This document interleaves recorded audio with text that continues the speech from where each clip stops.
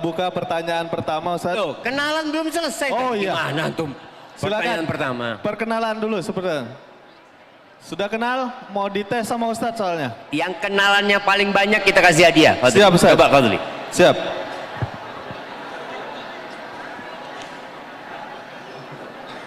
Buku sama obat.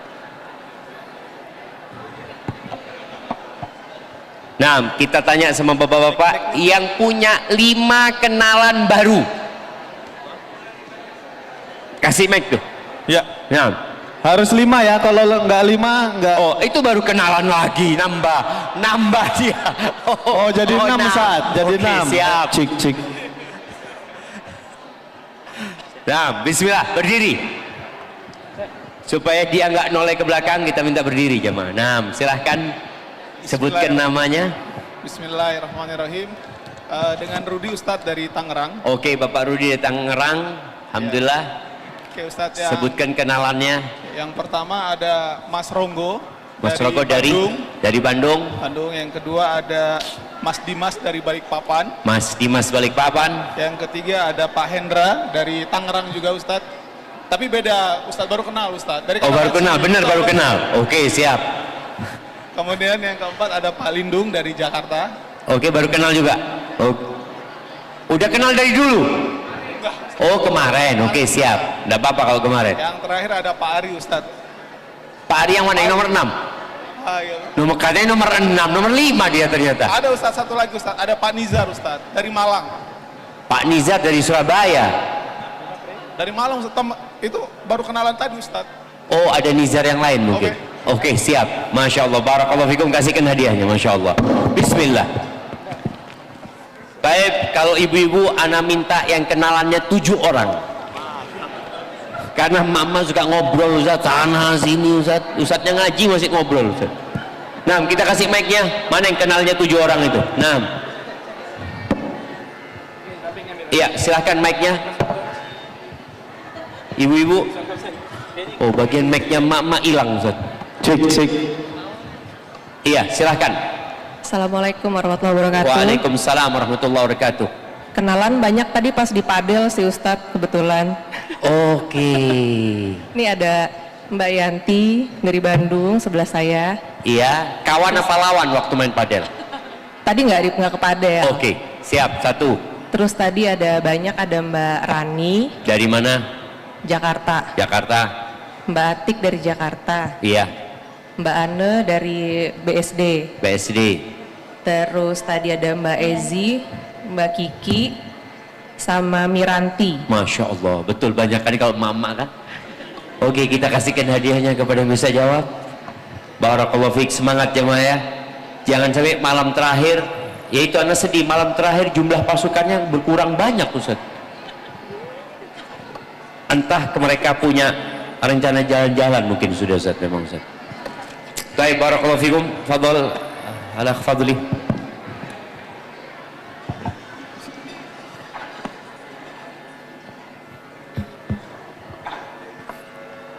Baik, jazakumullah khairan. Para jamaah sekalian, kita mulai pertanyaan pertama.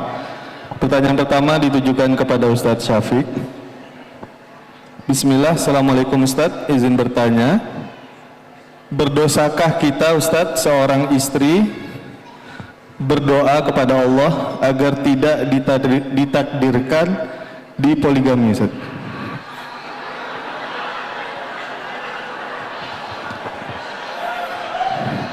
Kok bapak-bapaknya heboh ini? Karena saya pernah dipoligami ternyata Ustaz. Oke. Tapi suami tidak adil, banyak kezaliman dan kebohongan. Dan saya juga tidak siap jika harus dipoligami lagi. Insyaallah. Banyak trauma dan lain-lain. Mohon nasihatnya Ustaz untuk saya. Syukran, barakallahu fikum. Coba dicek Mas Fadli. Yang tanya orang Jogja bukan? Oh, bukan, alhamdulillah. Aman lah Ustaz. Jadi Jember aman, Jogja aman. Aman, Masya Allah. Kalau Bogor gimana kira? Bogor ini perlu dipertanyakan ini. Anak ingat ya cerita seorang ibu-ibu yang di Jember yang suaminya sudah niat poligami dan sedang proses poligami, akhirnya sang istri doa minta sama Allah Subhanahu wa taala, yang pada akhirnya suaminya mati tidak poligami. Karena istrinya minta sama Allah, memang dia merasa nggak mampu, kemudian dia berdoa minta sama Allah supaya dia tetap suaminya hanya untuk dia. Jadi kalau bicara apakah boleh seorang istri berdoa memohon kepada Allah Subhanahu wa taala agar suaminya tidak memoligami dia, maka kembali kepada hukum poligami itu sendiri. Poligami itu bukan sebuah kewajiban, bukan sebuah keharusan juga.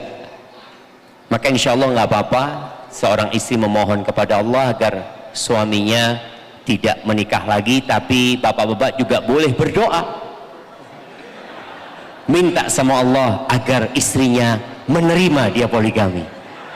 Ini doa akan diangkat, kuat-kuatan doa itu, dan yang terjadi adalah yang ditakdirkan Allah Subhanahu wa taala. Jadi intinya buat ibu-ibu, apabila umpamanya dia berdoa minta agar suaminya tidak nikah lagi, ternyata suaminya nikah lagi, apakah berarti doa dia tidak dikabulkan?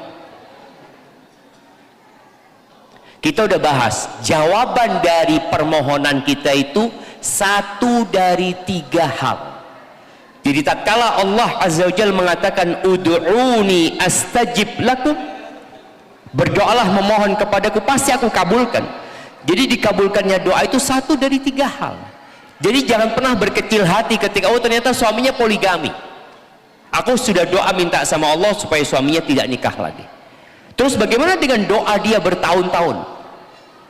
Boleh jadi Allah ganti dengan yang setara dengan doa yang dia panjatkan, dijauhkan dari bala dan musibah yang seharusnya menimpa dia.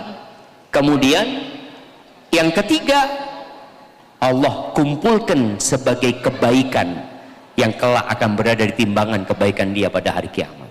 Dan bapak-bapak yang doa terus minta supaya istrinya terbuka hatinya untuk poligami, dan memang jalan paling pintas untuk poligami, waduh, tenang ibu-ibu ya. Nah, mau direkam sama Ustaz? Bisa rekam. Dia berdoa minta sama Allah Azza wa Jalla. Dan kita harus tahu, belum tentu poligami itu baik buat kita. Belum tentu. Sebagian orang dikomporin sama temennya. Wah, Masya Allah, antum Ustaz, fulus banyak, masa ada zuat lagi antum? Terus dipanas-panasin. Akhirnya poligami kebakaran. Karena dia melakukan hal itu bukan atas dasar keinginan dari hatinya yang memang berlandaskan arahan dari Allah Subhanahu wa taala, atau ada keinginan yang berkaitan dengan mungkin ingin keturunan ya, atau ingin menjaga kehormatan dirinya. Dia menikah hanya karena dikompori sama teman-temannya. Maka kalau itu yang terjadi, jangan. Karena memang belum tentu antum itu membutuhkan hal itu. Memang kita tahu ada 2 pendapat para ulama tentang poligami ini. Apakah poligami itu hal yang mubah saja atau dia termasuk hal yang dianjurkan untuk dilakukan? Syekh bin Utsaimin rahimahullahu taala, beliau lebih condong kepada yang mengatakan mubah saja. Jadi kalau engkau dengan 1 istri sudah cukup dan sudah tenang damai, maka nggak perlu engkau untuk poligami. Bagaimana ibu-ibu, setuju? Oh, setuju ibu-ibu. Tapi kalau butuh gimana ibu-ibu? Kalau suaminya butuh, puasa katanya jamaah. Jadi disuruh puasa suaminya kalau butuh, Ustaz. Ya kalau butuh harus siap menerima resiko. Karena mau tidak mau ya, orang yang menikah lebih dari 1, dia kecuali dia lebih condong kepada yang pertama atau jauh lebih condong kepada yang kedua, sehingga menggolimin yang satu di dunia, capek, lelah dengan istri-istri itu, di akhirat masuk neraka. Na'udzubillah min dzalik. Maka Allah Azza wa Jalla menjadikan syariat poligami ini syariat yang bersyarat. Allah mengatakan fa in khiftum alla ta'dilu fawahidah. Kalau kalian khawatir tidak mampu berlaku adil, cukup satu. Kira-kira menurut bapak-bapak, Ustadz Amin ini sudah pantas nggak poligami? Ahlan wa sahlan. Bakpia Masya Allah laris, kitab banyak Masya Allah, kayaknya udah cocok beliau ya. Kalau belum bisa main padel nggak cocok. Oh, kalau ini sudah bisa main padel, Ustaz. Nah, sebelah Masya kanan Allah. tuh mungkin. Sebelah kanan. Kira-kira seperti itu. Ada tambahan dari Ustaz Amin? Fadhal Ustaz. Ya, Ustaz. Alhamdulillah. Baik, Ustadz Hamdi mungkin ada tambahan. Cukup. Jazakumullah khairan Ustadz atas jawabannya. Insya Allah jawaban yang ditunggu oleh mama ya khususnya Ustadz. Udah kita kuat-kuatan doa antara Kuat-kuatan doa ya. Iya, siap, Masya siap. Allah. Tapi pertanyaan selanjutnya untuk Ustadz Ami. Ustadz, ketika sujud pandangan kita dianjurkan tertuju ke tempat sujud. Namun ada hadis terkait dengan ihsan mengajarkan agar kita beribadah seolah-olah melihat Allah, dan jika tidak mampu yakinlah bahwa Allah melihat kita. Sementara bagaimanakah seharusnya hati dan pandangan batin kita saat sujud, Ustaz? Apa yang sebaiknya kita lihat dengan hati ketika mata hanya memandang tempat sujud? Dan pertanyaan kedua, berapa lama kalau orang kuliah itu harus mengkodok, Ustaz? Dan apakah kalau dia balik ke Indonesia dia harus juga mengkodok? Mengkodok karena kuliah? Karena kuliah di luar negeri, Ustaz. Mengkosor atau mengkodok? Mengkodok puasanya, Ustaz. Kodok puasa. Ya. Syukran, Ustaz. Barakallahu fiik. Alhamdulillah wassalatu wassalamu ala Rasulillah wa ala alihi wa sahbihi wa mawalah. La syarikalah wa asyhadu anna Muhammadan abduhu wa rasuluh. Sebelum menyinggung pertanyaan tadi, saya mohon izin untuk menyampaikan klarifikasi publik, Ustaz. Jadi dikhawatirkan nanti tersebar isu yang tidak diharapkan. Masya Allah. Kayaknya harus berdiri Ustaz supaya lebih. Masya Allah. Itu ANB diapain sama SRB? Ustaz? Mohon dipahami semuanya jamaah. Jadi ini murni kecelakaan tunggal jamaah. Sehingga SRB sama sekali tidak melakukan tindakan yang melanggar hukum. Insya Allah aman saja. Alhamdulillah. Jadi apa masalahnya Ustaz harus pakai pembalut? Oh, pembalut kok. Salah Ustaz namanya. Apa salon pas? Plester Ustaz. Koyo. Qadarullah masyafal, karena benturan dengan sesuatu. Jadi tadi sempat mengeluarkan darah dan harus diamankan dulu ya. Sehingga mohon maaf barangkali pemandangannya kurang satu atau kurang dua. Baik, semoga tidak mengurangi semangat jamaah sekalian. Selanjutnya berbicara tentang bagaimana cara kita mengarahkan pandangan pada saat salat. Kebiasaan Nabi SAW ketika salat, beliau mengarahkan pandangannya ke arah sujud, ke arah tempat sujud. Kecuali ketika beliau yang pertama adalah saat tasyahud mengisyaratkan jari. Ibnu Umar mengatakan warama bibasarihi ilai. Rasulullah SAW mengarahkan pandangan mata beliau ke arah jari tadi. Dan yang kedua adalah saat ruku. Karena ketika seseorang ruku dan dia memandang ke arah tempat sujud, konsekuensinya kepala itu nanti akan sedikit dongak ke atas. Padahal Nabi SAW ketika ruku, posisi kepala beliau tidak nunduk dan tidak dongak ke atas, tapi lurus sejajar dengan punggung. Wa ala kullin, intinya dalam hal ini pandangan mata ketika salat itu tidak diarahkan ke atas, karena ini adalah larangan khusus dari Nabi SAW. Bahkan beliau memberikan ancaman yang keras. Kalau orang yang suka salat sambil memandang ke arah atas, Allah Subhanahu wa ta'ala akan mencabut pandangannya. Kemudian bolehkah salat menghadap ke arah depan atau menghadap ke arah imam jika dia di posisi sebagai makmum? Sebagian ulama berbeda pendapat ketika seseorang di posisi sebagai makmum. Pandangan yang lebih tepat itu ke arah imam ataukah ke arah bawah, ke arah tempat sujud? Ada yang menganjurkan yang lebih tepat adalah ke arah imam, dan ada yang mengatakan sebagaimana posisi imam, dia memandang ke arah tempat sujud. Namun pandangan mata ke arah depan ini tidak dilarang, karena para sahabat radhiyallahu anhum mereka melihat Nabi SAW saat beliau salat. Bahkan Rasulullah SAW pernah secara sengaja beliau salat di atas mimbar. Lalu saat beliau ruku masih di atas mimbar, i'tidal di atas mimbar. Begitu Nabi SAW mau sujud, beliau turun mundur, kemudian beliau sujud di bawah. Selesai salat, Rasulullah SAW menyampaikan, aku sengaja melakukan ini agar kalian melihatku bagaimana cara aku salat. Sehingga beliau melakukan kesengajaan ini menunjukkan bahwasanya makmum boleh melihat ke arah imam, maka pandangannya tidak harus selalu mengarah ke tempat sujud.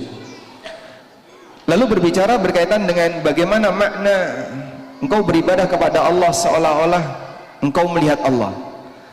Tadi sudah kita sampaikan bahwa untuk ihsan maqamul musyahadah, ihsan untuk derajat yang pertama, yaitu ihsan seolah-olah seseorang melihat Allah, bentuknya adalah dia menghadirkan hati seolah-olah Allah Subhanahu wa ta'ala ada di hadapannya.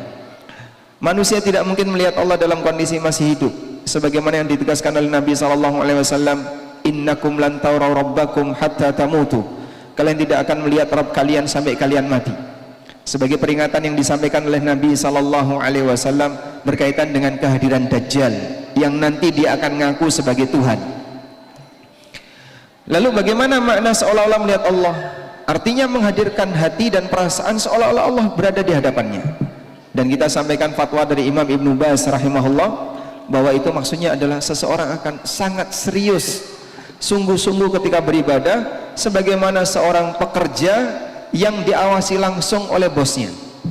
Mungkin dia tidak akan bisa berkutik, fokus untuk bekerja.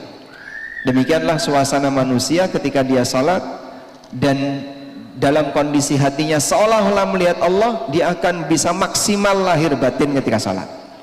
Ini tidak ada kaitannya dengan masalah pandangan mata. Mau mandang ke depan, mau mandang serong kanan, serong kiri karena melihat imam, tidak akan berpengaruh berkaitan dengan masalah semangat seseorang dalam melaksanakan salat dengan baik. Sehingga bisa nggak Pak orang salat sambil melihat ke arah imam dan dia khusyuk? Bisa. Sebagaimana orang ketika di pelataran Ka'bah, dia bisa sholat menghadap ke arah Ka'bah dalam posisi khusyuk, sehingga pandangannya tidak ke arah sujud. Karena sebagian ulama juga menganjurkan pada saat di Masjidil Haram agar dia memandang ke arah Ka'bah. Maka nggak ada kaitannya antara memandang ke arah bawah dengan seolah-olah melihat Allah Subhanahu Wa Taala. Dalam posisi sujud tidak mungkin dia ngelirik ke arah jidatnya, sehingga biarkan mata menghadap ke arah bawah sesuai dengan posisi wajah itu ketika menyentuh tanah, sehingga tidak ada keharusan untuk melirik ke arah atas, tapi dia cukup melihat sesuai dengan arah wajahnya. Wallahu a'lam. Ada tambahan? Pertanyaan kedua terkait jamak qasar tadi Ustaz. Kalau sholat Qasar, jamak qasar sholat ketika kuliah di luar negeri, berapa lama jangka dia boleh mengqasarnya Ustaz? Status manusia itu ada 3 ya, berkaitan dengan posisi dia: mustautin, mukim, musafir. Saya ulang ya, mustautin, mukim, musafir. Mustautin adalah orang yang menjadi penduduk setempat atau sudah menetap di situ, sehingga dia gak bakalan pindah, dia akan menjadi penduduk di area itu. Mukim, orang yang tinggal di posisi bukan musafir, tapi ada kemungkinan dia akan berpindah. Kemudian ada musafir ya, sebagaimana yang kita pahami, orang yang melakukan safar. Di posisi ketika orang itu mukim, mungkin saja dia mukim di beberapa tempat. Contoh, seorang mahasiswa luar Jogja, dia kuliah di UGM, lalu dia datang ke Jogja untuk menyelesaikan studi S1 selama kurang lebih 4 tahun, sehingga dia tinggal di sini selama 4 bulan atau 5 bulan untuk menempuh 1 semester. Begitu liburan dia pulang, 1 bulan dia pulang, nanti balik lagi ke sini. Maka dia mukim di 2 tempat, dia mukim ketika pulang dan dia mukim di Jogja. Yang kerja di job site, dia kerja masa crew change misalnya per 2 pekan, 2 pekan di job site, 2 pekan dia pulang. Berarti di posisi ini dia mukim di 2 tempat. Mungkin ada orang punya 2 istri, yang satu Jogja, yang satu Solo misalnya, sehingga dia mukim di Jogja dan dia mukim di Solo, atau Jakarta dan Bandung, sehingga ketika ke Bandung naik bus, dia mukim di Bandung dan dia mukim di Jakarta. Di posisi ini dia bukan mustautin, memungkinkan bagi dia untuk segera pulang pada saat tugas dia selesai, tapi dia bukan musafir karena tanda-tanda safar dia sudah putus. Dia sedia kasur, dia bahkan kadang beli kompor, dia beli perlengkapan untuk umumnya orang hidup normal di daerah itu, maka dia bukan musafir. Karena itu para mahasiswa yang menempuh studi dalam kurun waktu yang cukup panjang di tempat dia kuliah, status dia mukim, tapi mungkin dia bukan mustautin karena dia tidak ada keinginan untuk menetap di situ. Nanti selesai studinya dia akan pulang. Nah, posisi dia mukim maka tidak berlaku hukum-hukum musafir, sehingga dia nggak boleh qashar. Kemudian kalau jamak yang menyesuaikan kebutuhan, karena jamak tidak harus dalam posisi safar. Wallahu a'lam. Baik, cukup Ustaz. Jazakumullah khairan. Selanjutnya kita akan bertanya kepada Ustadz Hamdi.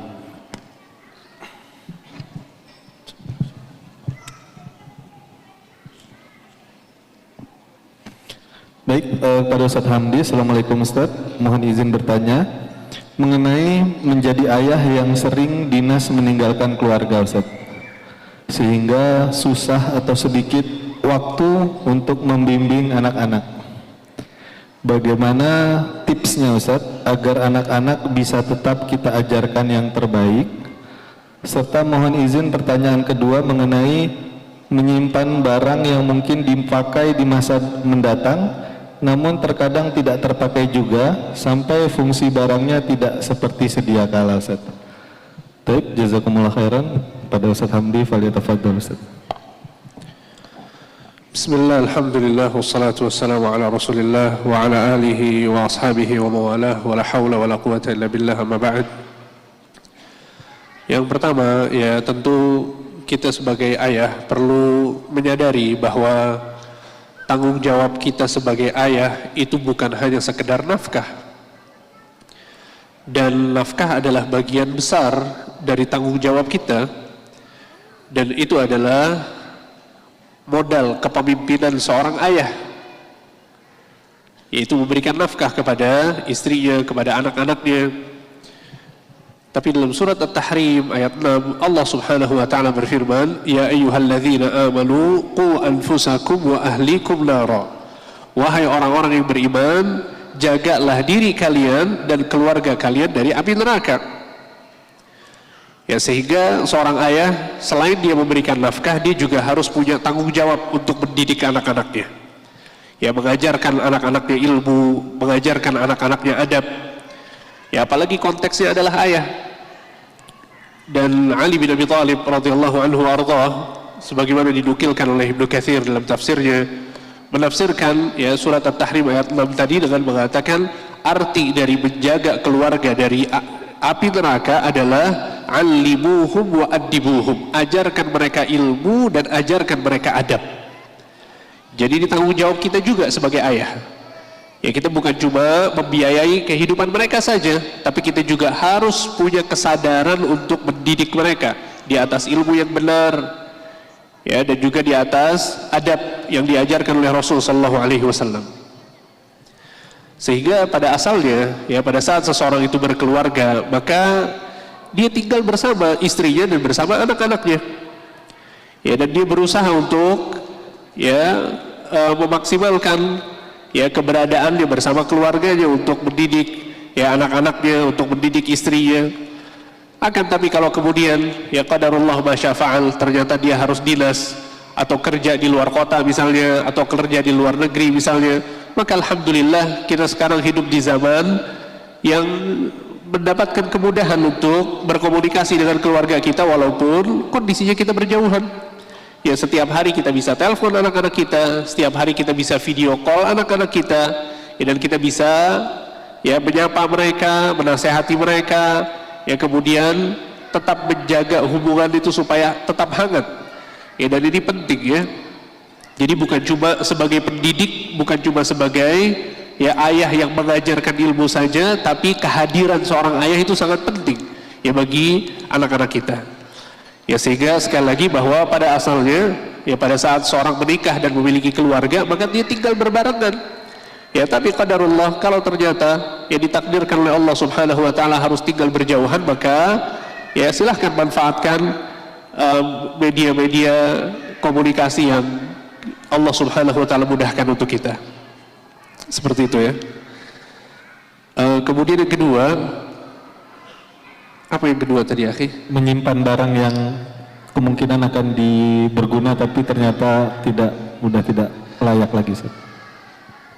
Para ulama menyebutkan ya bahwa hakikat dari rizki seseorang adalah sesuatu yang dimanfaatkan oleh orang tersebut. Ya sehingga seseorang harus sadar bahwa setiap nikmat yang Allah Subhanahu wa taala berikan kepadanya itu pasti akan ditanya oleh Allah Subhanahu wa taala. Ya, jangankan nikmat-nikmat besar, barang yang mahal, ya tas misalnya atau barang-barang lain ya yang dibeli dengan uang yang mahal.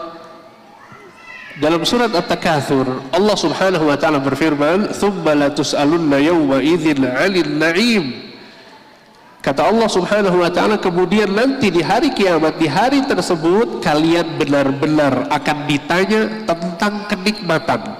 Sebagian salaf menafsirkan arti dari an-na'im, nikmat yang akan ditanya adalah minum air putih yang dingin di bawah terik panas matahari. Antum bisa bayangkan, pernah kita pada saat minum air putih ketika kepanasan kita merasa bahwa ini adalah nikmat yang harus disyukuri? Subhanallah, banyak di antara kita mungkin lalai.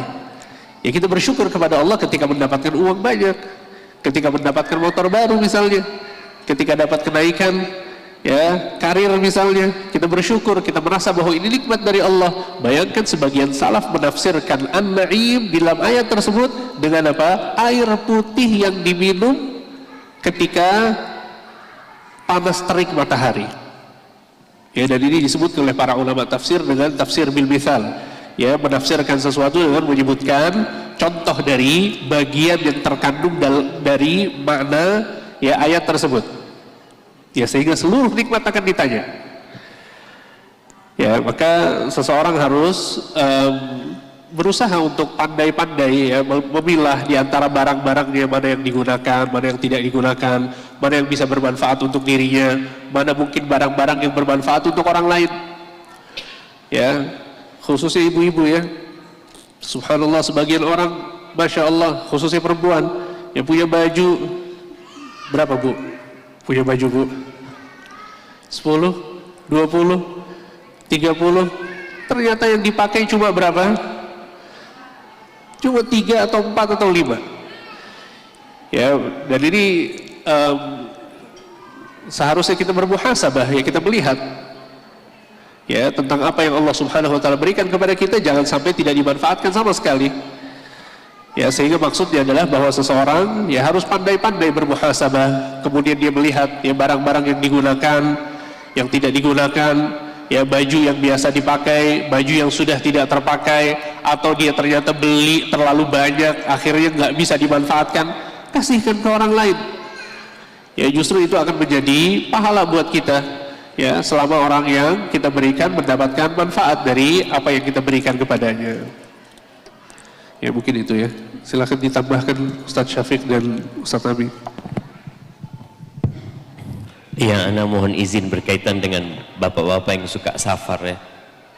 karena kok kayak anak suka safar, Ustaz. Suka meninggalkan anak-anak.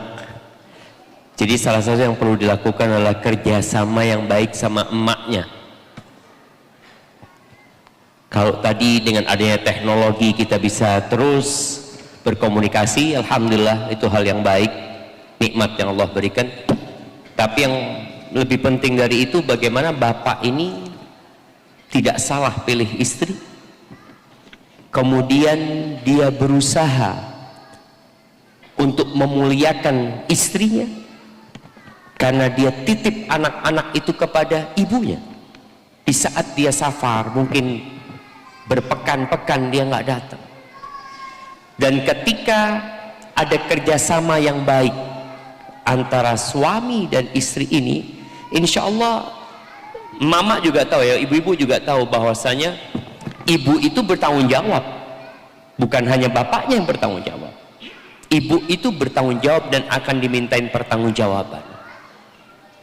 Maka usahakan para ibu melaksanakan tugasnya dengan baik, karena memang banyak terjadi perdebatan di antara netizen dan warganet. Kalau Ustadz berceramah bagaimana seorang istri punya kewajiban memuliakan suaminya, menghormatin suaminya, taat sama suaminya, membantu suaminya, ini emak-emak komentarnya apa? Suami yang seperti apa? Ya suamimu gitu loh, kalau suami tetangga enggak gitu lah. Ini mungkin, jadi perlu bapak-bapak untuk bekerja sama yang baik dengan ibu-ibunya, sehingga ibu-ibu tahu dengan tugasnya. Berapa banyak ya kalau kita melihat ulama-ulama yang menjadi alim dan kemudian mengajarkan ilmunya kepada umat, yang bapaknya nggak ada bapaknya udah mati, ini anak yatim. Tapi sang bapak tidak salah pilih ibu, sehingga tatkala sang bapak ini pergi, maka sang ibu akan menjalankan tugasnya. Barakallahu fikum. Gimana menurut Ustaz? Masya Allah. Baik, setuju Ustaz. Cuman ini Ustaz, banyak sekali masyarakat itu punya anggapan bahwa ketika seorang anak beramal saleh, maka orang tuanya otomatis dapat pahala. Sehingga ada yang nikah di Jogja, bikin anak tinggal, nikah lagi di Sumatera, nanti bikin anak tinggal lagi, pindah ke Papua, bikin anak tinggal lagi ya. Naruh bibit di banyak tempat. Dalam anggapan dia, nanti ini anak kalau besar bahkan jadi ustadz, pembimbing umroh, kan tiap hari dia ke tanah suci, maka bapaknya otomatis bisa mendapatkan transfer pahala dari amal soleh anak. Bapak betul nggak kayak gitu, Pak? Apakah betul bahasanya orang tua akan secara otomatis mendapatkan pahala dari amal soleh yang dilakukan oleh anak? Salah atau betul? Salah atau betul? A salah, B betul, C tidak tahu. C tidak tahu, Ustaz. Ada beberapa orang yang punya pemahaman bahwasanya orang tua otomatis dapat pahala dari anak, dan ini diingkari oleh Syekhul Islam Ibnu Taimiyah. Beliau pernah menyampaikan, kami tidak menjumpai dalil. Sekelas Syekhul Islam kalau ngomong nggak menjumpai dalil, wallahu alam apakah ada dalilnya atau tidak.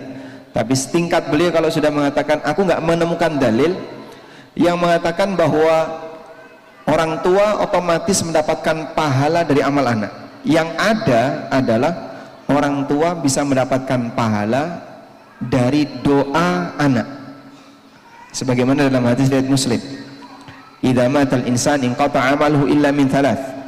Ketika manusia mati, seluruh amalnya akan terputus kecuali 3 amal. Salah satunya adalah awaladin saleh yad'ulah. Nabi SAW tidak mengatakan awaladin saleh ya'budullah ya'malu syai'an, tidak. Beliau mengatakan awaladin saleh yad'ulah. Sehingga siapa yang sebenarnya bisa mendapatkan pahala dari amal soleh anak? Jawabannya adalah semua yang berperan dalam pendidikan anak. Maka pada satu anak ini kita berkongsi, bekerja sama untuk membentuk dia. kerjasama bapaknya, kerjasama ibunya, kerjasama gurunya, gurunya pun banyak, mulai dari guru TK sampai dia lulus kuliah. Dia punya banyak guru, semuanya turut berkontribusi sampai jadinya anak ini sebagai sosok tertentu yang dia bisa beribadah kepada Allah. Karena itu siapa yang punya peran paling besar, harapannya dia mendapatkan pahala yang paling banyak. Yang jadi masalah ini Pak Ustaz, hampir di semua pesantren itu punya kasus SPP nunggak. Coba kira-kira bapak-bapak saya tanya, bapak lebih senang mana? Anaknya mondok dapat beasiswa atau dibiayai sendiri? Anaknya belajar dapat beasiswa gratis sehingga duit bapaknya nggak keluar, atau bapaknya membiayai sendiri? Biaya sendiri, Ustaz. Yang mana? Biaya sendiri. Boleh jawab nggak jujur? Beasiswa katanya anaknya hebat berarti kan? Gimana? Mungkin orang tua banyak yang menjawab, ya berharap dapat beasiswa Pak Ustaz, biar duit bapaknya nggak keluar. Kalau dari sisi pertimbangan ekonomi ya, bukan masalah prestasi. Sehingga subhanallah, ini bapak duitnya udah nggak keluar, nggak ikut ngajari, itu Anda seperti menyerahkan sebuah peluang bisnis yang menguntungkan kepada orang lain. Sehingga kalau misalnya bapak buat gambaran, ketika ada satu lokasi bisnis yang itu sangat menguntungkan Pak, bapak punya modal untuk mengembangkan bisnis itu, kira-kira Anda ngajak orang lain atau kerjakan sendiri? Kerjakan sendiri. Anak ini nanti ketika dewasa, dia akan beramal, mengerjakan sholat, beramal yang lainnya dan seterusnya, dan itu pengaruh dari pendidikan yang rangkaiannya panjang. Kalau ternyata kontribusi terbesar itu adalah orang lain, karena orang tuanya sepeser pun nggak mengeluarkan duit, nggak ikut terlibat dalam pendidikan tadi, maka orang lain yang mendapatkan keuntungan, bukan bapaknya. Tapi kalau bapaknya terlibat aktif ya, dan dia tidak sia-siakan peluang itu, maka dia akan terus berjuang gimana caranya biar anaknya ini jadi lahan investasi bagi dia. Ya sudahlah, kau boleh tinggal di pondok, mungkin bapakmu nggak punya kemampuan untuk murojaah hafalan kamu, untuk ngoreksi hafalan dia, pelajaran bahasa Arab dan seterusnya, tapi bapak yang siap untuk mendanai semuanya.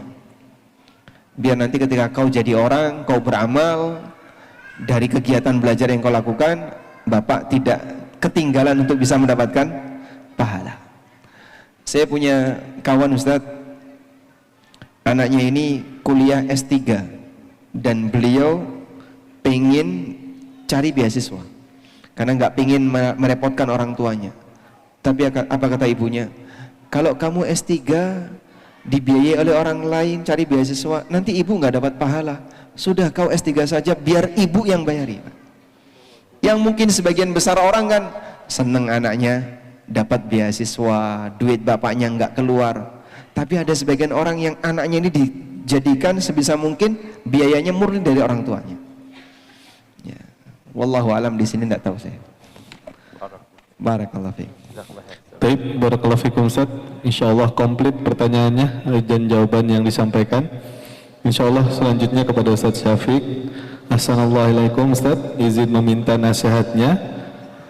Bagaimana cara menata hati agar lebih bisa menerima isi nasihat dari suami Ustaz, daripada rasa sedih atau kecewa karena cara beliau yang menasehatinya kurang tepat. Qadarullah, suami ana kalau menasehati seringkali dengan nada marah, kesal, sering melabeli seperti dari dulu begitu, tidak pernah berubah-berubah dan lain-lain, dan terkadang di depan umum dan didengar anak-anak. Seringnya saya jadi fokusnya ke sedihnya Ustaz, tapi tidak ingat inti dari nasihatnya. Bagaimana Ustaz kiat-kiat agar bisa memberi masukan ke suami? Apakah berdosa karena kesal dengan cara suami? Kemudian apakah kita mendiamkan saja agar suaminya sadar sendiri? Atau karena pernah mencoba sampaikan tapi suami malah tambah kesal karena dianggap tidak patuh? Syukran Ustaz, jazakumullah khair. Masya Allah, suaminya hadir nggak? Barakallahu fiik ya. Apa yang ditanyakan sepertinya mewakili. Betul Ibu? Betul apa enggak? Oh enggak ya. Jadi ada sebuah sistem pendidikan yang memang perlu diperbaiki. Di negeri kita tercinta ini, dari SD, SMP, SMA sampai kuliah, tidak ada pelajaran untuk menjadi suami. Nggak ada. Semua pelajaran yang diajarkan di sekolah membentuk anak untuk menjadi pekerja. Untuk menjadi pekerja. Sebagaimana juga tidak ada pelajaran untuk menjadi seorang istri. Ibu-ibu ada yang belajar untuk menjadi seorang istri? Nggak ada. Mau sampai kuliah S3 pun nggak ada mata pelajaran menjadi seorang istri. Kemudian setelah itu juga nggak ada pelajaran menjadi seorang bapak. Dan tidak ada pelajaran menjadi seorang ibu. Ini karena ya sistem dari orang-orang yang tidak peduli dengan urusan keluarga. Padahal keluarga ini pondasi sebuah negara dan bangsa. Apabila keluarga dibentuk tanpa ilmu, maka jadinya banyak perceraian yang membuat rumah tangga berantakan. Kembali kepada pertanyaan tadi, apa sikap istri ketika mendapati suami yang seperti ini? Alhamdulillah istrinya sudah biasa. Memang suamiku kayak gini, ya sudah diterima. Mau diapakan suaminya seperti itu? Namun seorang istri yang soleha berusaha untuk memperbaiki diri atau menanyakan kembali kepada suami. Pada saat tadi disampaikan, dia nggak fokus dengan nasihat suaminya, karena suaminya lebih banyak menyalahkan, bukan memperbaiki. Suaminya lebih banyak mencela daripada memberikan nasihat.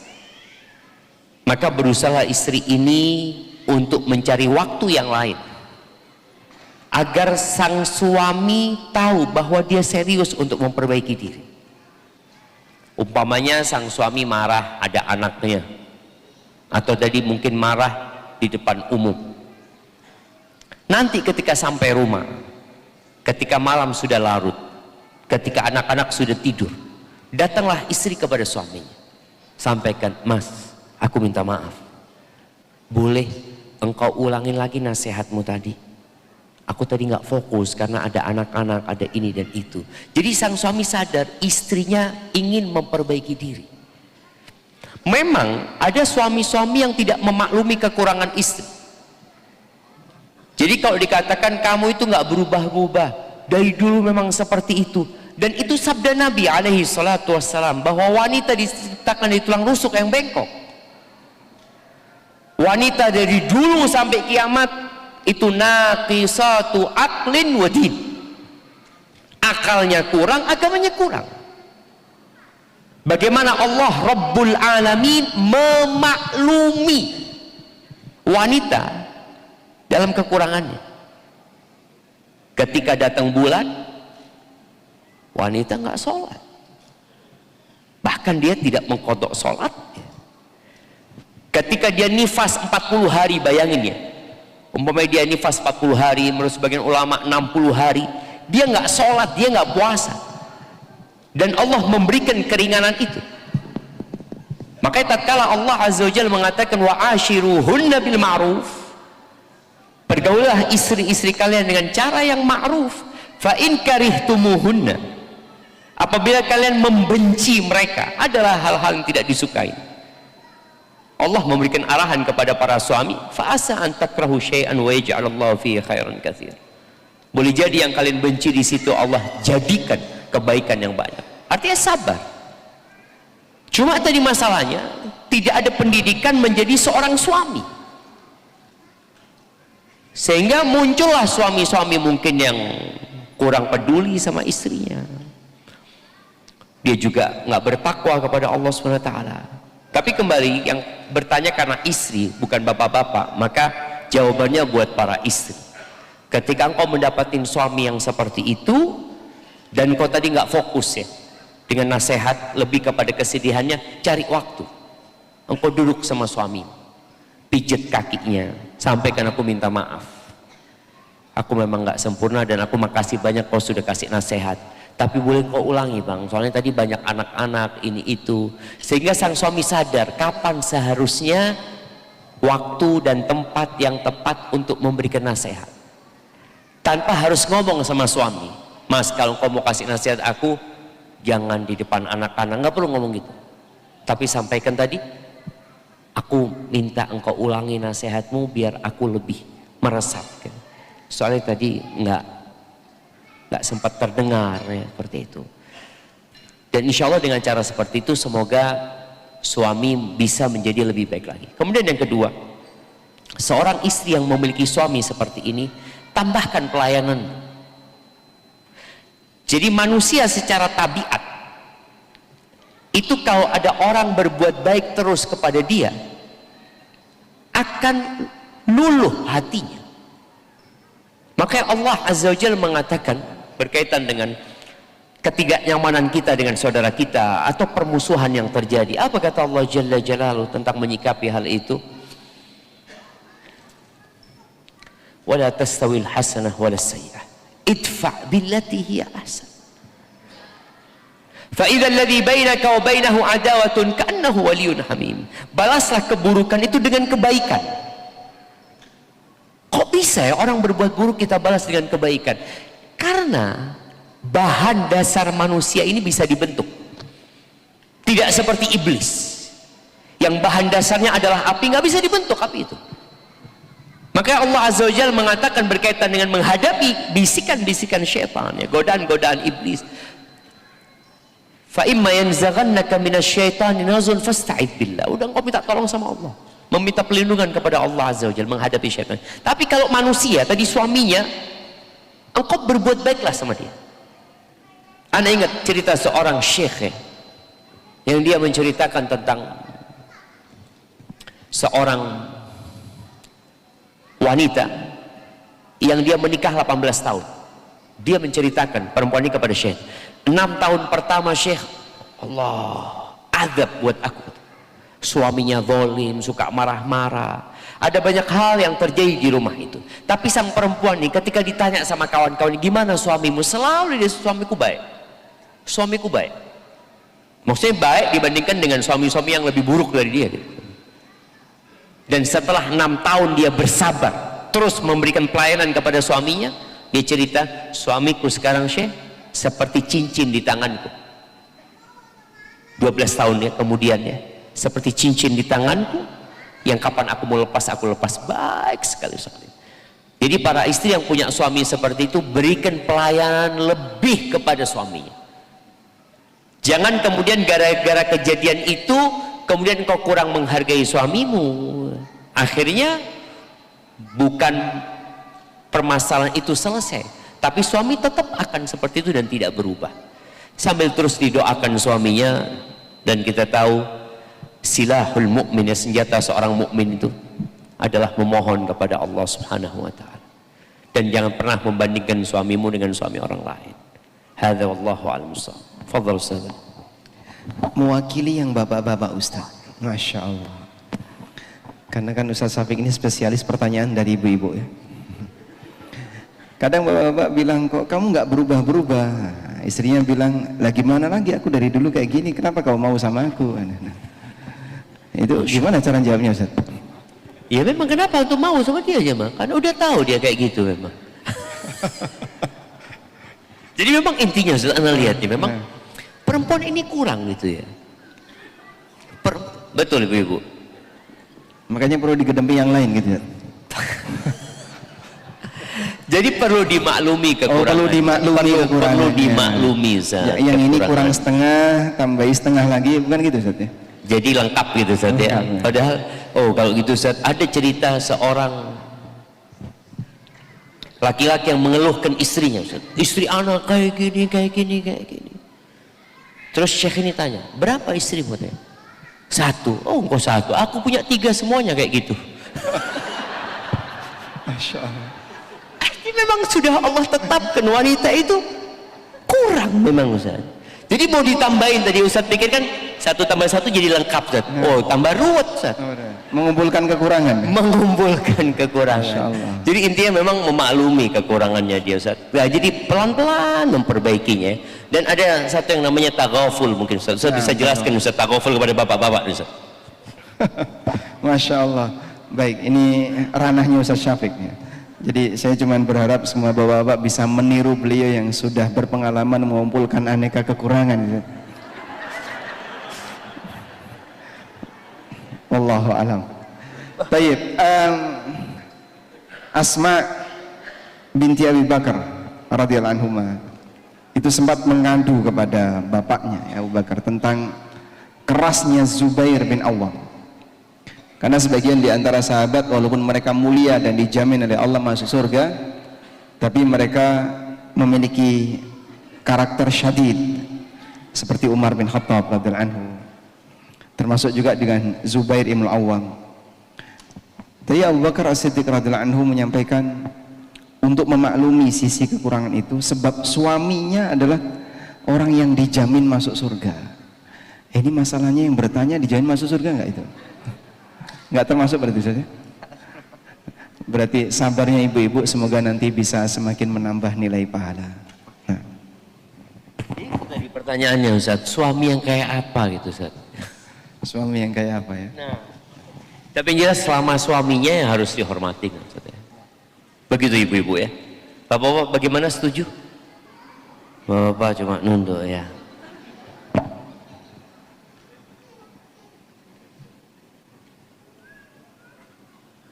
Cik, ya. Baik, jazakumullah khairan Ustaz untuk jawaban yang disampaikan. Kita lanjut untuk Ustadz Ami, pertanyaan selanjutnya. Ustadz, apakah boleh alat yang digunakan untuk kegiatan marketing di perusahaan saya disupport oleh bank syariah Ustadz? Yang dimana bank syariah tersebut adalah rekanan saya untuk transaksi di perusahaan saya. Syukran Ustadz. Alat yang digunakan untuk marketing, alat yang digunakan untuk kegiatan marketing di perusahaan saya disupport oleh bank syariah. Ya, syukran Ustaz. Alhamdulillah wassalatu wassalamu ala Rasulillah. Jadi berinteraksi dan bertransaksi dengan bank memang tidak mutlak bisa kita sebut bermasalah. Saya lebih suka menilai bukan dengan penilaian global, tapi lebih tepatnya penilaian dari sisi produk. Pertama, kita perlu lihat terlebih dahulu posisi kita sebagai nasabah. Kalau Anda berada di posisi sebagai nasabah kreditur, berarti Anda nyimpen uang di lembaga keuangan tadi. Karena akad yang terjadi ketika seseorang nabung, statusnya adalah utang. Jika bank memberikan fasilitas kepada kita sebagai nasabah disebabkan karena akad utang itu, maka status fasilitas ini riba. Sebagaimana kaidah umum, kullu qardin jarra manfaatan fahuwa riba. Setiap utang yang menghasilkan manfaat adalah riba. Sehingga misalnya perusahaan Bapak punya tabungan di bank itu, nyimpen uang di bank itu. Lalu bank ini memberikan kompensasi dalam bentuk diberi fasilitas apa misalnya aplikasi untuk marketing atau kemudahan yang lain, yang itu andaikan bukan nasabah pasti berbayar. Berarti perusahaan ini mendapatkan senilai sekian untuk jasa yang diberikan oleh bank karena dia punya uang di bank itu, dan itu gratis. Kalau seperti ini, Allahu ta'ala alam, berarti fasilitas itu termasuk kategori layanan karena transaksi utang, dan itu tidak boleh diterima. Lain halnya kalau misalnya fasilitas itu adalah fasilitas sebagai konsekuensi ketika kita punya rekening di bank itu dan aplikasinya menyediakan. Contohnya, hampir semua bank dia punya aplikasi internet banking. Lalu kita memanfaatkan aplikasi internet banking itu untuk transfer ke sesama rekening, dan itu free karena cuma pemindahan buku. Yang seperti ini tidak masuk kategori manfaat tambahan, karena ini hal normal yang umumnya terjadi dalam transaksi utang piutang. Untuk itu, jika Anda bisa pastikan bahwasanya ini adalah fasilitas tambahan karena perusahaan tadi menyediakan, atau perusahaan Anda tadi punya rekening di bank tersebut, maka kami sarankan untuk tidak menggunakannya. Wallahu a'lam.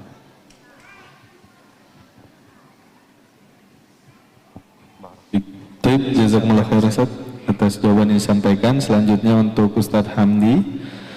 Izin Ustadz, awalnya ini hanya chat-chatan sama lawan jenis Ustadz.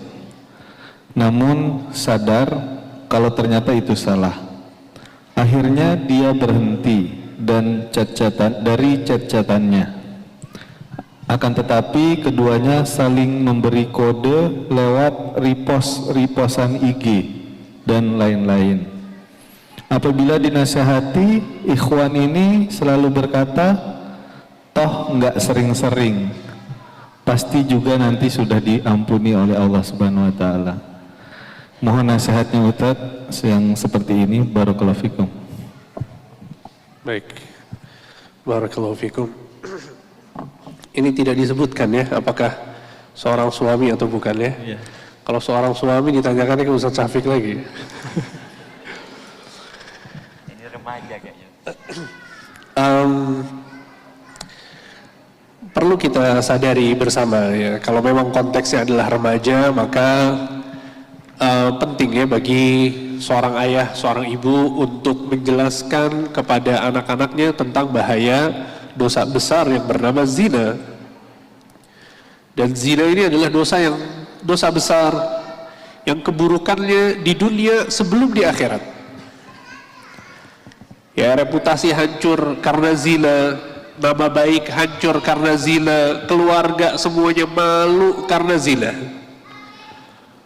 Makanya dalam Islam, Allah Subhanahu wa Ta'ala tidak hanya melarang kita untuk terjerumus ke dalam zina, akan tetapi Allah Subhanahu wa Ta'ala melarang kita untuk mendekat kepada zina. Allah Subhanahu wa Ta'ala berfirman, "Wala taqrabuz zina," janganlah kalian mendekat kepada zina. "Innahu kana fahishatan wa maqtan wa sa'a sabila." Sesungguhnya zina adalah perbuatan yang keji, dimurkai oleh Allah, dan jalan yang sesat. Jadi mendekat aja nggak boleh.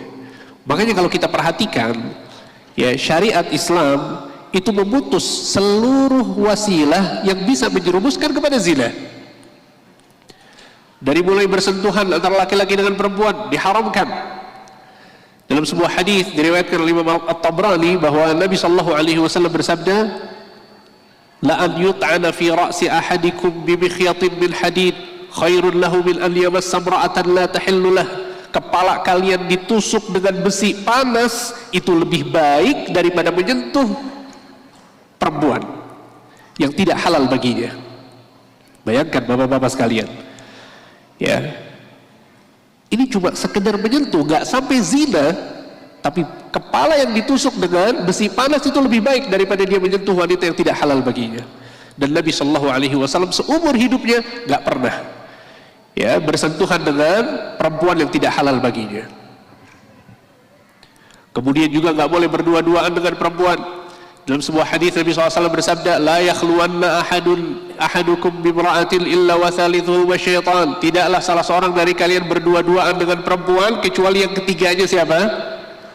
Syaitan. Ini kira-kira kalau lagi berduaan terus ada setan yang ketiga, apa yang dilakukan sama setan untuk dua orang ini? Dikasih nasihat? Dikasih kajian? Setan akan berusaha sekuat tenaga untuk menjerumuskan mereka berdua ke dalam zina. Ya, sehingga ini syariat Islam dalam memutus seluruh wasilah yang bisa menjerumuskan seseorang kepada zina.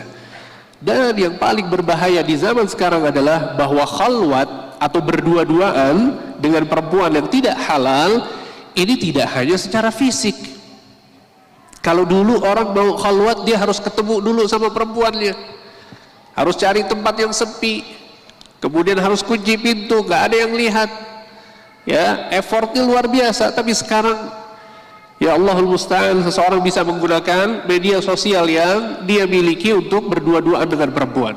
Dia bisa chatan di WhatsApp, dia bisa video callan, ya dia di dalam kamarnya dan perempuannya di dalam kamarnya kondisinya berkhalwat. Padahal mereka berjauhan, akan tapi mereka berkhalwat. Ya, dan ini khalwat yang sangat-sangat berbahaya. Ya, sehingga ya seorang berusaha untuk menjaga dirinya, membuat batasan dengan lawan jenis. Ya, dan ini penting ya untuk diajarkan kepada anak-anak kita. Ya, kalau kita punya anak remaja, ya umurnya belasan tahun, dari SD lanjut ke SMP, ya ini sudah perlu untuk diingatkan tentang batasan-batasan yang harus dilakukan terhadap lawan jenis. Ya. Dan subhanallah ya, dan banyak ya di dalam Al-Quran ya nasihat-nasihat yang bisa diambil yang menjelaskan tentang batasan-batasan semacam ini. Di antaranya adalah kisah di mana Nabi Musa alaihissalam ketika beliau sampai di sumur di kota Madian, kemudian Nabi Musa alaihissalam melihat ada dua perempuan yang sedang menunggu kerumunan laki-laki yang sedang mengambil air. Lihat, sebagian ulama menyebutkan bahwa faedah yang bisa diambil dari cuplikan kisah ini adalah bahwa dua wanita ini adalah wanita solehah. Apa tandanya? Dia nggak mau gabung sama kerumunan laki-laki. Lihat, ini pelajaran buat ibu-ibu sekalian. Ya, kalau punya anak perempuan, kasih tahu kalau ada kerumunan laki-laki jangan gabung. Ya. Dan juga dilanjutkan kisahnya ketika Nabi Musa alaihissalam kemudian bertanya, ya apa yang sedang dilakukan? Ternyata dua perempuan ini sedang membantu ayahnya untuk memberikan minum kepada untuk hewan ternaknya. Lalu ditolong oleh Nabi Musa. Kemudian dua perempuan ini pulang ke rumah, ternyata dapat amanah dari ayahnya untuk memanggil Nabi Musa alaihissalam. Ketika anak perempuan ini datang lagi ke Nabi Musa untuk menyampaikan amanah dari ayahnya, apa kata Allah subhanahu wa ta'ala dalam konteks kisahnya? Kata Allah subhanahu wa ta'ala, waja'at ihdahunna ala istihya tamshi ala istihya. Waja'at ihdahunna tamshi ala istihya. Salah seorang dari mereka berdua datang berjalan menuju Musa dalam kondisi malu. Umar bin Khattab mengatakan bahwa maksud dari merasa malu di sini adalah laisat bisalfa kharrajah wallajah. Dia bukan perempuan yang berani sama laki-laki, suka keluar masuk seliweran ketemu sama laki-laki. Tidak seperti itu. Lihat bagaimana Al-Quran menjelaskan tentang batasan dengan lawan jenis. Ya, dan saya suka menyampaikan bahwa subhanallah ya, padahal kisah ini kalau kemudian tidak disebutkan bahwa dia berjalan dengan malu, kita bisa memahami kisah ini dengan sempurna. Faham maksudnya ya? Bahwa wanita ini datang kepada Nabi Musa, kemudian menyampaikan amanah yang diperintahkan oleh ayahnya. Selesai, kisahnya bisa difahami. Tapi saking pentingnya faidah ini, Allah subhanahu wa ta'ala sampai menyebutkan bahwa wanita ini pada saat datang kepada Musa, tamshi ala istihya, dia berjalan dengan sifat malunya. Ya, sehingga kalau konteksnya adalah kepada remaja, maka sampaikan hal-hal yang semacam ini, nasihat-nasihat ya agar seseorang itu menjauh dari zina, tidak mendekati zina, memutus seluruh wasilah yang bisa menjerumuskan kepada zina, dan termasuk di antaranya DM-DM-an tadi. Ya, atau saling repost. Ya, apalagi yang di repost kegiatan si akhwat ya. Si akhwat lagi ngapain di repost? Ngapain di repost ya? Nggak ada manfaatnya sama sekali. Ya, sehingga hal-hal yang semacam ini dihindari. Ya, dan juga saya sering katakan ya kepada jamaah ya, khususnya ikhwan ya, dan akhwat juga sama tentunya, atau kepada ikhwan dulu mungkin. Kalau punya Instagram, stop follow akun-akun akhwat. Ya, gimana Ustaz? Setuju Ustaz ya? Ngapain ya akhi? Ngapain follow akun akhwat? Gak ada manfaatnya sama sekali. Bapak-bapak ini kayaknya perlu dikasih nasihat juga. Jadi bukan cuma yang remaja doang, yang sudah punya istri ini juga. Betul. Kalau ummahat follow akun Ustadz gimana? Follow Ustaz Hamdi gimana? Masa? Oh jangan, kalau Ustaz Hamdi jangan di follow, Ustaz Syafiq sama Ustaz Hamdi aja cukup ya. Ya sehingga ya nggak perlu sama sekali. Gimana bapak-bapak? Sepakat insya Allah, setuju dengan nasihat ini? Setelah kajian unfollow akhwat-akhwat yang ada di yang kita follow ya. Nggak perlu sama sekali. Ya kita follow ya akun-akun yang memang memberikan manfaat. Ya kalau lawan jenis dihindari. Kalau lawan jenis dihindari. Ya para akhwat juga demikian. Ya walaupun akunnya adalah akun ustaz ya. Kalau kemudian itu menimbulkan fitnah nggak boleh. Akan tapi ketika dia follow ustaz misalnya untuk mendapatkan ilmu, untuk mendapatkan penjelasan agama, maka tentu nggak masalah. Ini kembali kepada niat, ya. Tapi kalau ikhwan nggak perlu sama sekali, ya. Kalau ikhwan nggak perlu sama sekali. Tayyib. Tapi kalau akhwat, kalau memang ada kebutuhan, ya ternyata memang ada manfaat yang diambil, maka nggak masalah. Intinya adalah bahwa, ya kita sebagai ayah, sebagai ibu perlu menjelaskan kepada anak-anak kita tentang batasan-batasan yang harus ditempuh, ya, yang harus dilakukan, ya.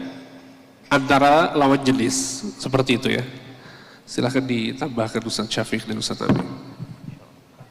Cukup insyaallah Ustaz ya. Kita lanjut pertanyaan selanjutnya. Jazakumullah khairan Ustaz Hamdi atas jawaban yang disampaikan. Selanjutnya untuk Ustaz Syafiq. Assalamualaikum Ustaz. Terima kasih sebelumnya sudah memberikan kesempatan untuk saya bertanya langsung. Saya seorang anak yang dibesarkan orang tua saya dengan sangat keras Ustaz. Saya sering dibentak, saya sering dimarahi, dipukul sejak kecil. Jadi setelah saya dewasa dan punya anak, kadang saya sering terbawa emosi juga saat mendidik anak. Tapi saya sangat takut anak saya akan merasakan hal yang sama dengan saya. Dengan kata lain, sekarang ini saya merasa sayang dengan orang tua saya. Tapi saya nggak mau jadi orang tua seperti mereka. Jujur Ustadz, kadang sampai saat ini masih sering rasa sakit dan kesal itu muncul pada orang tua saya. Saya meminta nasihatnya Ustadz, bagaimana cara supaya saya bisa ikhlas dengan apa yang saya alami dulu dan saya bisa berbakti dengan sepenuh hati di saat orang tua saya sudah semakin tua seperti sekarang ini. Jazakumullah khair Ustadz. Masya Allah jemaah. Ana ingat dengan cerita mahasiswa di kampus kita yang nulis skripsi tentang rumah jompo di Jember. Jadi di Jember itu ada rumah jompo sejak zaman yang lama ya. Salah satu yang diteliti itu adalah kenapa orang tua itu kok dibuang sama anaknya di tempat itu. Hasil dari wawancara dengan orang-orang yang ada di panti jompo mungkin 70% lebih itu ternyata memang orang tua yang zalim sama anak-anaknya. Subhanallah ya. Ada yang ditanya, kenapa Bapak? Iya, saya yang salah memang sama anak-anak saya dulu. Saya dulu meninggalkan anak-anak saya. Saya cerai sama ibunya, anak-anak gak diurusin, kemudian dia merantau ini itu. Ketika tua dia mau balik sama anak-anaknya. Umar bin Khattab radhiyallahu taala anhu pernah datang seorang bapak yang mengeluhkan kelakuan anaknya. Dipanggillah sang anak. Maka akhirnya sang anak menyampaikan kepada Umar kelakuan bapaknya. Lalu Umar berkata kepada orang-orang yang ada di sana mengatakan, birru abna'akum tabirrukum abna'ukum. Kalian berbuat baiklah kepada anak-anak kalian, anak-anak kalian akan berbakti kepada kalian gitu loh. Karena balasan itu sesuai dengan amalan. Tapi ini bukan sebuah legalitas buat anak untuk tidak berbakti sama orang tuanya. Jangan gara-gara tahu orang tuanya pernah melakukan kezaliman kepada dia, akhirnya dia nggak mau berbakti kepada orang tuanya. Tadi kita sudah bahas bahwasanya kewajiban anak berbakti kepada orang tuanya dalam semua kondisi, sampai dalam kondisi orang tuanya kafir dan menyuruh anaknya berbuat kafir. Allah Azza wa Jalla mengatakan, wa in jahadaka ala an tusyrika bi ma laysa laka bihi ilmun fala tuti'huma wa sahibhuma fid dunya ma'rufa. Apabila orang tuamu menyuruhmu untuk melakukan kesyirikan kepada Allah Azza wa Jalla, maka jangan taat. Dan sahibhuma fid dunya ma'rufa, dampingi keduanya dalam kehidupan dunia dengan cara yang ma'ruf. Maka sebagai seorang anak tadi yang mungkin sakit hati dengan kelakuan orang tuanya, bagaimana cara menghilangkan hal itu? Ingat cerita Nabi Yusuf yang digolimin sama kakak-kakaknya. Ana lupa sama ayatnya supaya ana nggak salah, ana akan bacakan.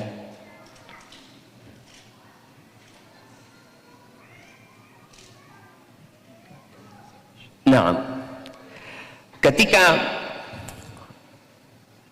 saudara-saudaranya Nabi Yusuf dan bapaknya, keluarganya dibawa semua ke Mesir, Nabi Yusuf ini berkata kepada ayahnya, dia tahu dengan kelakuan abang-abangnya.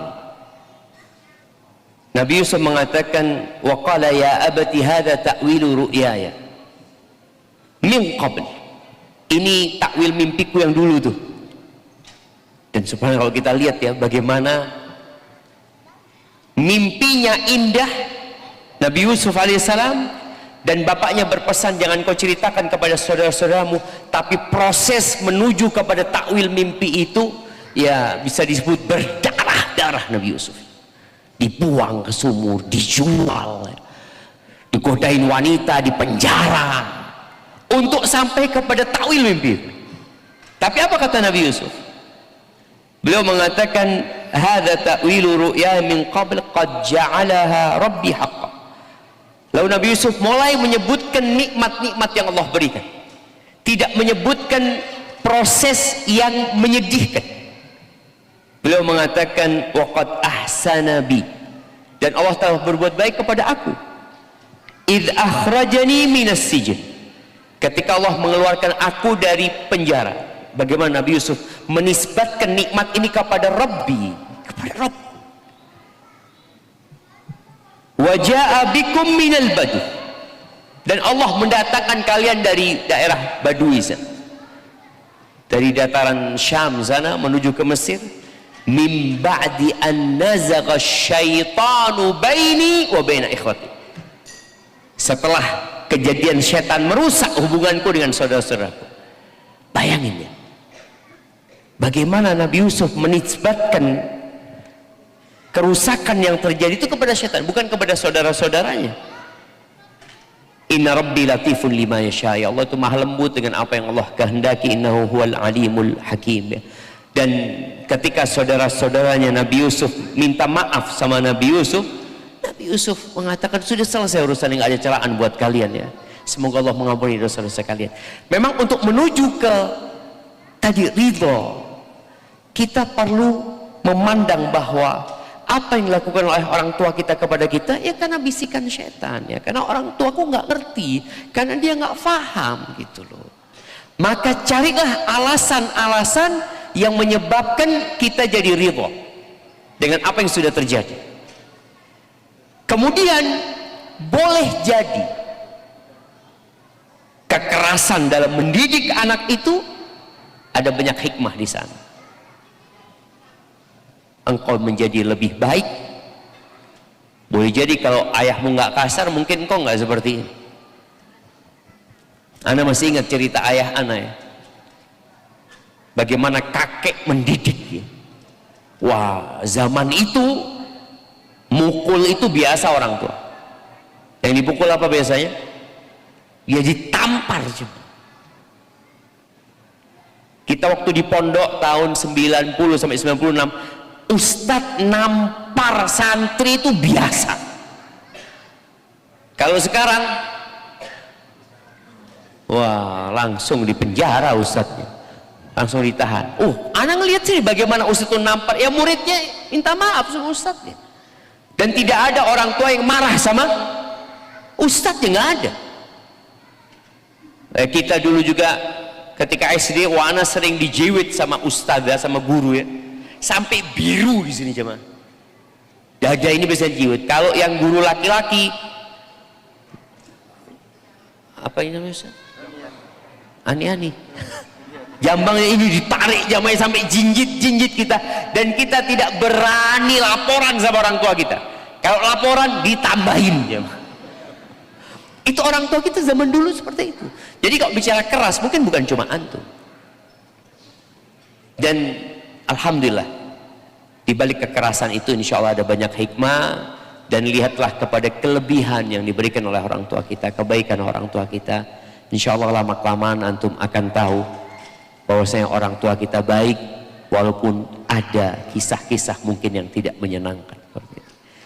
Dan terus didoakan orang tua antum, dan semoga anak-anak antum bisa lebih baik lagi sama antum, karena antum sudah dapat pelajaran dan ambil hikmah dari kejadian dulu. Dan ini mengingatkan tadi bahwasanya memang nggak ada sekolah untuk menjadi suami, nggak ada sekolah untuk menjadi bapak. Akhirnya anak itu menjadikan orang tuanya role model dia. Kayak gitu berarti didikan. Hadza wallahu a'lam. Fadhal Ustaz. Yakfi Ustaz, cukup. Baik, jazakumullah khairan Ustaz atas jawaban disampaikan. Selanjutnya untuk Ustaz Ami, izin bertanya Ustaz, bagaimana cara khusyuk ketika sholat saat sedang menjadi makmum, terlebih saat imam membaca surat yang tidak kita hafal Ustaz? Bagaimana cara khusyuk ketika kita tidak hafal surat yang dibaca oleh imam? Jazakumullah khair Ustaz. Memang salah satu faktor terbesar kita bisa khusyuk ketika sholat adalah paham dengan apa yang kita baca atau paham dengan apa yang kita dengarkan. Cuman masalahnya tidak semua yang dibaca imam kita hafal, dan juga tidak semua yang dibaca oleh imam kita tahu maknanya. Ada sebagian di antara makmum, waktu dulu saya jadi marbot Ustaz ya, dan ngimami di situ, makmumnya itu pesan, kalau bisa nanti Ustaz baca surat ini, surat ini, surat ini. Request surat, Masya Allah. Karena beliau merasa saya bisa hanyut dengan surat itu. Pesan surat Ar-Rahman, dibacakan surat Yasin, sehingga mereka merasa bisa menikmati ketika ada bacaan-bacaan seperti itu. Cuman nggak semuanya bisa request. Tapi pada prinsipnya, kalau ada bagian yang Anda tidak khusyuk, tadi sudah kita sampaikan bahwa khusyuk 100% hukumnya apa jemaah?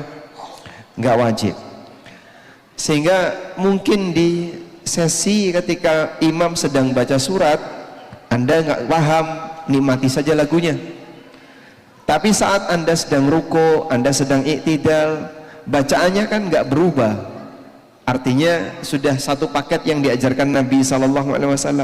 Maka di bagian ini kalau bisa dipahami maknanya, agar jangan sampai beralasan lagi, saya nggak hafal doa ruku yang baru ini, tidak tahu maknanya. Sudah kita sediakan di buku tafsir salat, ada beberapa redaksi doa ruku yang diajarkan Nabi SAW, yang Anda sudah hafal mungkin bisa dibaca maknanya, kandungannya. Yang belum dihafal, coba bertahap untuk menambah hafalan. Karena dengan mengamalkan sunnah tanawwu, sunnah yang sifatnya ragam yang diajarkan Nabi SAW, ini memberikan pengaruh khusyuk untuk menghindari gerakan otomatis.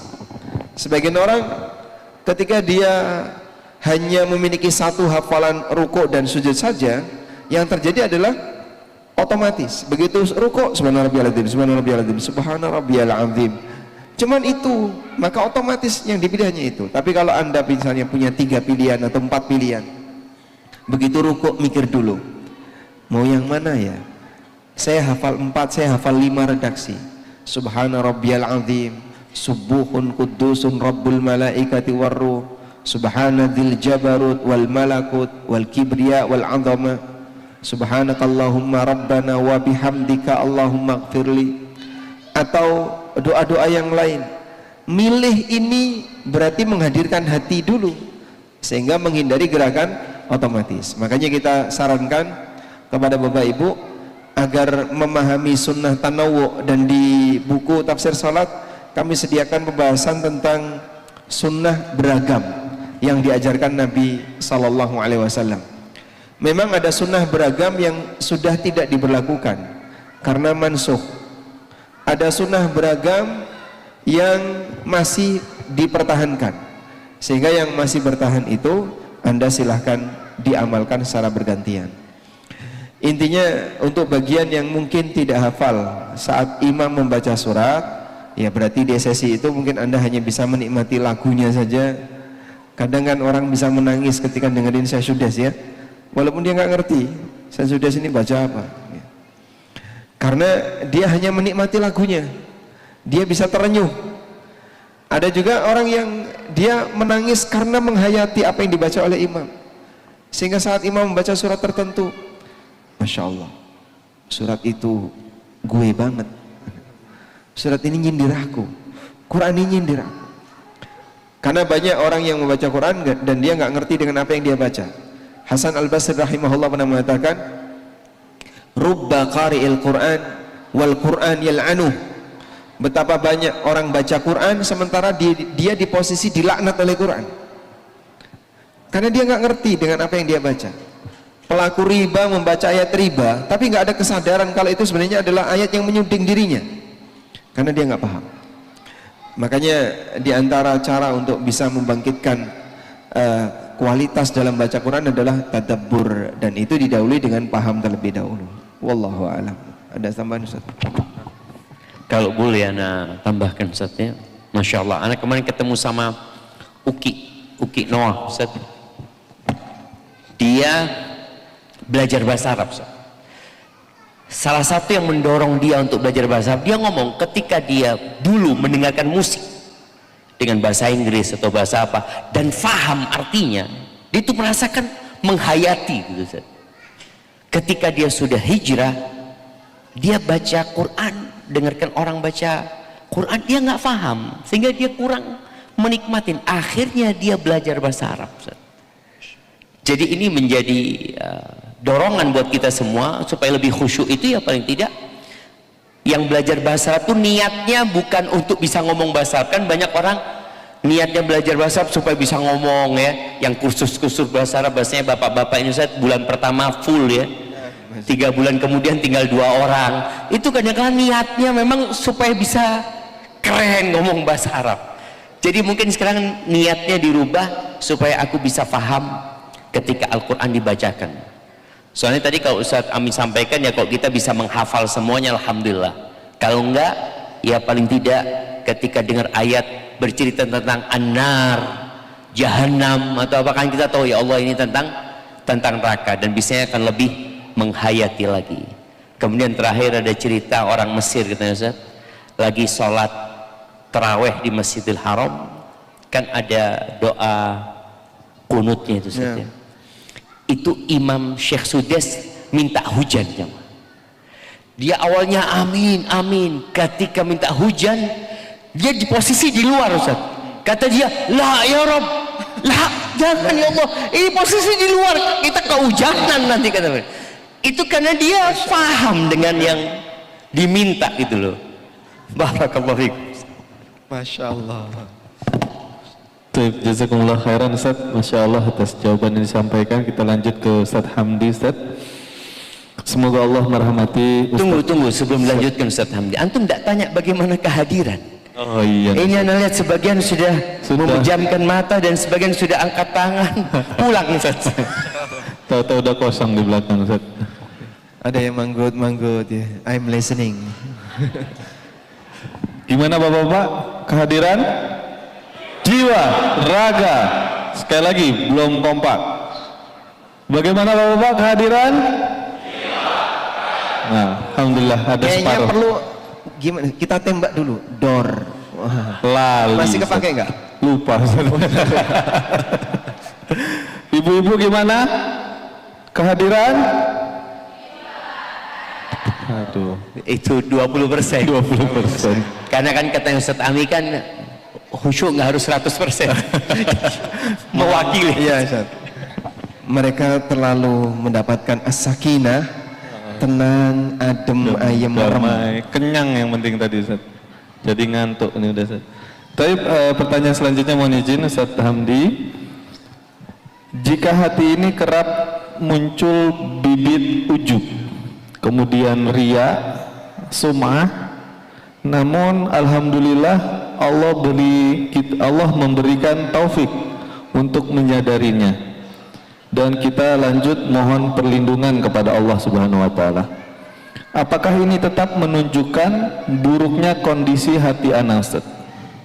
Atau memang setiap manusia sebenarnya mempunyai hal yang seperti ini?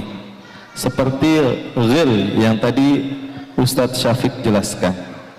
Semoga Allah mudahkan Ustadz untuk bisa menjawab. Jazakumullah khairan, barakallahu fikum. Barakallahu fikum. Tentu ya, ujub, kemudian ria, sum'ah, ini semuanya masuk dalam kategori penyakit-penyakit hati. Dan seseorang berusaha untuk memperbaiki hatinya, membersihkan hatinya, ya, dengan mengagungkan Allah Subhanahu wa taala, ya, agar tidak muncul ujub, ya, tidak muncul ria, tidak muncul sum'ah. Dan manusia, ya, diciptakan oleh Allah Subhanahu wa taala dengan kebaikan dan keburukan yang ada dalam hatinya. Bahkan Nabi Muhammad sallallahu alaihi wasallam pun demikian. Akan tapi ketika Nabi sallallahu alaihi wasallam berumur sekitar 4 tahun, kemudian Allah Subhanahu wa taala memerintahkan malaikat Jibril alaihi salam untuk membelah dada Nabi sallallahu alaihi wasallam dan membersihkan kalbu beliau. Ya, dalam sebuah riwayat disebutkan diambil oleh Jibril kotoran yang menempel di kalbunya, kemudian Jibril mengatakan hadza hadzus syaitani mink, sesungguhnya ini adalah bagian syaitan yang menempel di kalbumu. Dibersihkan oleh Jibril, ya, dibuang oleh Jibril, kemudian dibersihkan dengan air zam-zam dan dikembalikan lagi ke dadanya Nabi, lalu dijahit kembali oleh Jibril. Ya, maksudnya adalah bahwa ini tipikal penciptaan manusia, ya, bahwa hatinya itu ada kecondongan kepada ujub, ya, kecondongan kepada ria, kepada sum'ah, dan ini syahwat, ini bagian dari syahwat, sebagaimana yang disebutkan oleh Syekhul Islam Ibnu Taimiyah, bahwa ujub seseorang dengan amalnya ini adalah bagian dari syahwat, ya, dan seseorang selalu memperbaiki hatinya, ya, dengan mempelajari nama-nama Allah Subhanahu wa taala, mempelajari ilmu akidah, mempelajari tauhid, dan ini adalah sebab terbesar untuk memperbaiki hati seseorang. Ya, tidak ada ilmu yang lebih bermanfaat untuk memperbaiki hati daripada ilmu tauhid. Secara spesifik tauhid asma wa sifat. Tauhid yang mempelajari tentang nama-nama Allah, sifat-sifat Allah, yang mengenalkan kita kepada Allah Subhanahu wa taala. Wah, ini pentingnya luar biasa. Ya, karena para ulama menyebutkan, ya, bahwa cara untuk terhindar dari ikhlas itu ada, terhindar dari ujub, ria, sum'ah, agar seseorang hatinya ikhlas itu ada 2. Ya, cara agar hati ikhlas, terhindar dari ujub, dari ria, dari sum'ah itu ada 2. Yang pertama adalah mengagungkan Allah Subhanahu wa taala, dan yang kedua adalah mengetahui hakikat manusia. Ya, kita harus belajar tentang Allah, tentang keagungan Allah, tentang kebesaran Allah, sehingga pada saat kita beramal, kita lakukan untuk Allah Subhanahu wa taala. Ya, makanya Ibnu Qayyim al-Jauziyah rahimahullah, beliau mengatakan man kana lillahi a'raf kana ilaihi akhwaf wa ila ibadatihi atlab. Ya, semakin seseorang itu mengenal Allah, maka dia akan semakin takut kepada Allah dan semakin rajin beribadah kepada Allah Subhanahu wa taala. Ya, lihat bagaimana besarnya, ya, Al-Basir, yang maha melihat. Pelajari nama Allah Subhanahu wa taala Asy-Syahid, yang maha menyaksikan. Ya, kita suka untuk dilihat oleh Allah dengan kondisi yang baik. Kita suka dilihat oleh Allah Subhanahu wa taala dalam kondisi kita salat, kita ruku', kita sujud. Ya, kita suka disaksikan oleh Allah Subhanahu wa taala ketika kita bersedekah, itu yang kita harapkan. Kita mencari perhatiannya kepada Allah Subhanahu wa taala, dan ini bisa kita rasakan ketika kita mengenal Allah Subhanahu wa taala dengan nama-nama dan sifat-sifatnya. Ya, kemudian yang kedua, mengenal hakikat manusia. Ya, ternyata manusia itu nggak sepenting itu sehingga sholat kita untuk dilihat oleh manusia. Manusia nggak sebesar itu sehingga sedekah yang kita keluarkan itu harus dilihat oleh mereka. Nggak, manusia nggak sebesar dan nggak sepenting itu, Bapak Ibu sekalian. Ya, makanya Syekh Saleh Siddi hafizahullah, beliau punya perkataan bagus ya. Kata beliau, man arafan nas istarah. Orang yang kenal manusia akan tenang, akan nyaman hidupnya. Yang menjadikan hati kita gusar, yang menjadikan pikiran kita capek adalah ketika kita nggak kenal hakikat manusia. Ternyata hakikat dari manusia adalah tidak bisa memberikan manfaat dan tidak bisa memberikan mudarat. Yang memberikan manfaat dan mudarat siapa? Allah Subhanahu wa taala. Yang pujiannya bermanfaat untuk kita adalah pujian Allah. Yang celaannya berbahaya bagi kita adalah celaan Allah Subhanahu wa taala. Makanya Nabi SAW pernah sebelum perang Uhud, ketika Nabi SAW berada di dalam rumah, ada seorang sahabat mengatakan, inna madhi zain wa dhammi syain. Sesungguhnya pujianku bermanfaat dan celaanku berbahaya. Nabi SAW mengatakan, itu bukan pujianmu, bukan celaan Allah. Pujian yang bermanfaat dan celaan yang milik Allah Subhanahu wa taala. Ya, sehingga ini ya dua hal yang kalau seseorang betul-betul berpegang teguh ya untuk mempelajarinya, untuk mendalaminya, untuk mudah ya dia untuk meraih keikhlasan, mengagungkan Allah Subhanahu wa taala dan mengetahui hakikat manusia. Ya, dan seseorang memperbanyak istighfar, ya bertaubat kepada Allah, berdoa kepada Allah Subhanahu wa taala supaya hatinya selalu dibersihkan, diperbaiki oleh Allah. Makanya Ummu Salamah dan juga Aisyah yang meriwayatkan bahwa doa yang paling banyak dipanjatkan Sallallahu alaihi wasallam adalah apa doanya? Allahumma ya muqallibal qulub, tsabbit qalbi ala dinik. Ya Allah yang Maha membolak-balikan hati, kokohkan hatiku di atas agamamu. Bayangkan ini Nabi yang sudah dijamin masuk surga, yang amal solehnya luar biasa. Tidak ada orang yang memiliki derajat yang lebih tinggi daripada derajat Nabi Muhammad sallallahu alaihi wasallam di sisi Allah Subhanahu wa taala. Ternyata doa yang paling sering beliau panjatkan kepada Allah adalah perkara hati. Ya. Mungkin itu ya, wallahu a'lam. Cek, taib, jazakumullah khairan Ustaz atas jawaban yang disampaikan. Ini alhamdulillah ada anak-anak sudah siap Ustaz. Jadi mungkin ini terakhir pertanyaan yang bisa dibacakan. Mohon mungkin ikhtitam Ustaz untuk sesi tanya jawab ini dari masing-masing. Pertama dari Ustaz Syafiq, Tafadhal Ustaz untuk closing Ustaz. Closing dari Ana, jangan lupa baca doa sebelum tidur ya Ma. Dan jangan lupa untuk istighfar di waktu sahur. Seperti yang tadi sudah kita bahas, penghuni surga itu wabil ashari hum yastaghfirun, di waktu sahur mereka istighfar minta ampun sama Allah SWT. Jadi sebelum tidur berdoa, bangun tidur baca doa bangun tidur, dan sebelum subuh kalau bisa sholat malam dan memperbanyak istighfar.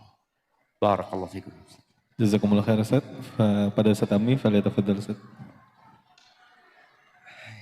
Kita belajar banyak hal dari Al-Ustadz Al-Fadil Ustadz Syafiq ya. Kalau misalnya malam ini praktek Pak, bapak-bapak minta maaf ke istrinya, istri minta maaf ke suaminya, mungkin nggak? Bagaimana kehadiran? Kayaknya siap. Kayaknya siap ya. Jadi langsung dipraktekkan malam ini. Jadi kita jadikan malam ini sebagai malam pengakuan dosa dan kesalahan. Nah, mudah-mudahan seperti harapan beliau, begitu daurah ini selesai, nanti adik-adik ini punya adik lagi.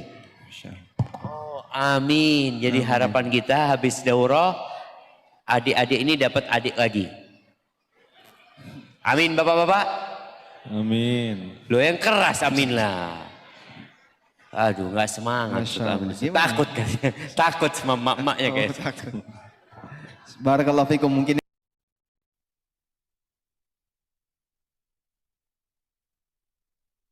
Tapi Ustaz Hamdi mungkin ada terakhir Ustaz yang mau disampaikan.